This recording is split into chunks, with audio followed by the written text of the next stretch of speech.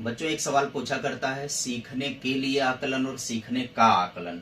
हालांकि बड़ा आसान सा मुद्दा होता है, लेकिन कई बार आप सही तरीके से समझ नहीं पाते हो या समझने की तकनीकी आपकी सही नहीं होती है। हम इसमें समझा देते हैं सीखने के लिए आकलन क्या होता है। असेसमेंट फॉर लर्निंग इसको बोला जाता है, या संरचनात्मक आकलन होता है। इसकी प्रकृति सुधारात्मक होती है। मतलब ये आकलन हम इसलिए करते हैं क्योंकि हमें प्रक्रिया में सुधार लाना है, शिक्षण अधिगम की प्रक्रिया में सुधार लाना है।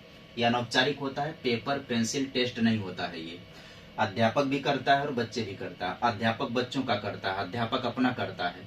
ये होता है संरचनात्मक आकलन।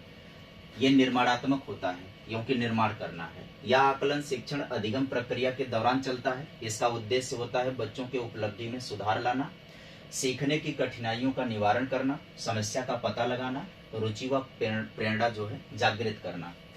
शिक्षक शिक्षण कार्य की प्रभावशीलता का आकलन करता है तथा आवश्यकता अनुसार सुधार करता है, विधियों प्रविधियों और तकनीकियों में बदलाव करता है। कुल उद्देश्य मिला जुला करके ये होता है कि अगर बच्चे नहीं सीख पा रहे हैं तो क्यों नहीं सीख पा रहे हैं, उससे संबंधित जितने भी परिवर्तन हो सकते हैं वो परिवर्तन करना।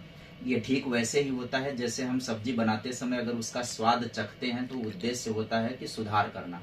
उसी तरह से ये पढ़ने पढ़ाने के दौरान चलता है। इसके बाद एक होता है सीखने का आकलन, जिसे हम असेसमेंट ऑफ लर्निंग कहते हैं। ये योगात्मक आकलन होता है। इसकी प्रकृति निर्णायक होती है।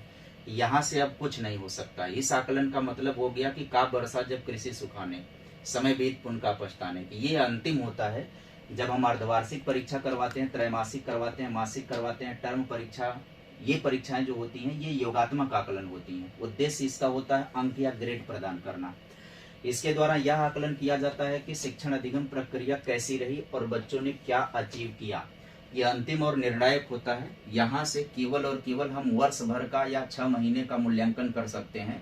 वहां से आगे बदलाव कर सकते हैं, लेकिन जो हो गया, जिन बच्चों को पढ़ा चुके उनमें कोई बदलाव नहीं हो सकता।